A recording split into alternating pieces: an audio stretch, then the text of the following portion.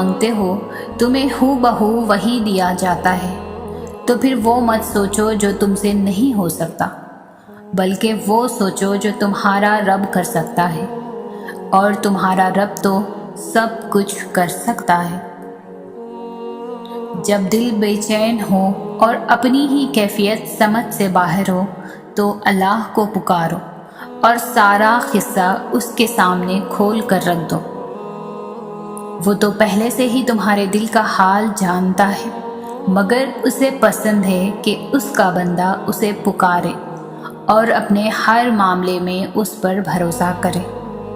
تو جب تم توکل کرتے ہوئے اپنا معاملہ اس کے حوالے کرتے ہو تو وہ تم میں سکون کی ایک لہر دوڑا دیتا ہے جو دل کی ساری بے چینی کو اس کی محبت سے دھو ڈالتی ہے۔ یقین کرو، جب اللہ سمیٹتا ہے نا تو کرچیوں میں بکھرا دل پھر سے یوں جکڑ کر زندہ ہو جاتا ہے جیسے کبھی کوئی زخم اس نے سہا ہی نہ ہو۔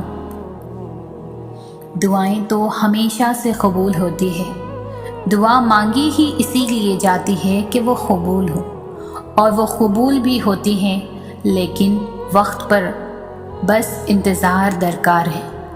دعائیں نظر سے اوجھل ضرور ہوتی ہے، کسی کو دکھائی نہیں دیتی اور نہ ہی سنائی دیتی ہے، لیکن جب قبول ہوتی ہے تو دکھائی بھی دیتی ہے اور سنائی بھی دیتی ہے۔ دعا صبر مانگتی ہے، انتظار مانگتی ہے۔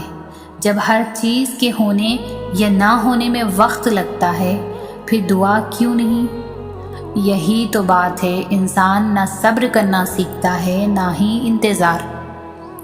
ضروری تو نہیں کہ ہر دعا مانگنے کے ساتھ ہی قبول ہو۔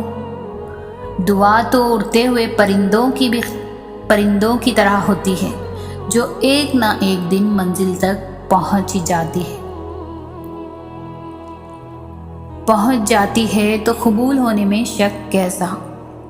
میرا کام تھا تو مانگنا، دینا نہ دینا تو میرے رب کا کام ہے۔ جب سارا قرآن تمہارے لیے اللہ کی محبت کی گواہی دے رہا ہے تو پھر کیوں تم اس سے منہ پھیرے ہوئے ہو؟ تم اپنا تعلق قرآن پاک سے مضبوط کر لو، اللہ تمہیں ہر معاملے میں اپنا مددگار نظر آئے گا۔ تم دل سے اس کے فیصلوں کا احترام کرنا سیکھو، وہ تمہارے فیصلوں میں تمہارا ساتھ دیتا جائے گا۔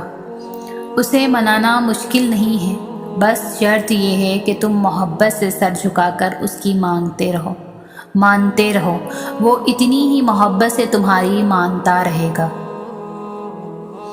اللہ نے اتنا سکون کائنات کے کسی وقت میں نہیں رکھا جتنا تہجد میں رکھا ہے۔ تہجد ایسا پردہ ہے جو تمہارے اور اللہ کے درمیان حائل ہونے والے فاصلے سے اٹھ جاتا ہے تاکہ نہ تمہارے مانگنے کی مشکل آئے نہ اس کی اطاعت دیکھنے میں۔ تہجد تو محبت کا آخری مرحلہ ہے۔ جب انسان خود کو گنوا کر اللہ پاک کو ڈھونڈنے نکلتا ہے، یہ وہ مرحلہ ہوتا ہے جہاں محبتوں کی طلب نہیں رہتی، بس محبت بنانے والے کی جستجو لگ جاتی ہے۔ بات یہ ہے کہ محبت تو سب کو مل جاتی ہے مگر تڑپ کسی کو ہی نصیب ہوتی ہے، اور جس کو یہ تڑپ نصیب ہو جاتی ہے اس کا نصیب اللہ بن جاتا ہے۔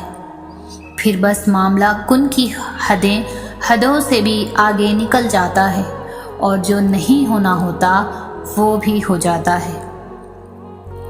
خوبصورت کہانیاں یوں ہی حقیقت نہیں بن جاتی، ان میں صبر، توکل اور دعا بے مثال ہوتی ہے۔ آسمان سے نزول معجزوں کا ہوتا ہے جب ہر تکلیف، غم، دکھ مٹا دی جاتی ہے۔ مان لو، جان لو، سر تسلیم خم کر لو اس پر کہ مانگی جو دعا جائے تہجد میں اگر قبولیت کے تحفے سنگ اپنے ساتھ ضرور لاتی ہے۔ صبر ہمیشہ بڑی بڑی آزمائشوں میں ہی نہیں بلکہ زندگی کی چھوٹی چھوٹی چیزوں میں بھی کرنا ہوتا ہے۔ کبھی کسی کا تلخ لہجہ برداشت کر کے تو کبھی کسی کے لیے اپنی چھوٹی چھوٹی خوشیاں قربان کر کے۔ اس طرح ہمیں صبر کے کڑوے گھونٹ ہر موڑ پر پینے پڑتے ہیں۔ ہمارے لیے مشکل کام یہ ہے کہ ہم برداشت ہی نہیں کر پاتے۔ ہمیں ان چھوٹے چھوٹے صبر کے نعم البدل کتنا اجر ملنا ہے وہ ہم نہیں سوچ سکتے۔ بالکل ہم جانتے ہیں کسی کے کڑوے الفاظ برداشت کرنا بے حد مشکل ہے، لیکن ہمیں اپنے رب کے لیے صبر کرنا سیکھنا چاہیے، صبر کا دامن تھامے رکھنا چاہیے۔ بے شک وہ ہمارے ہر آنسو، ہر تکلیف، ہر پریشانی، ہر صبر سے واقف ہے، اور بے شک اللہ صبر کرنے والوں کے ساتھ ہے۔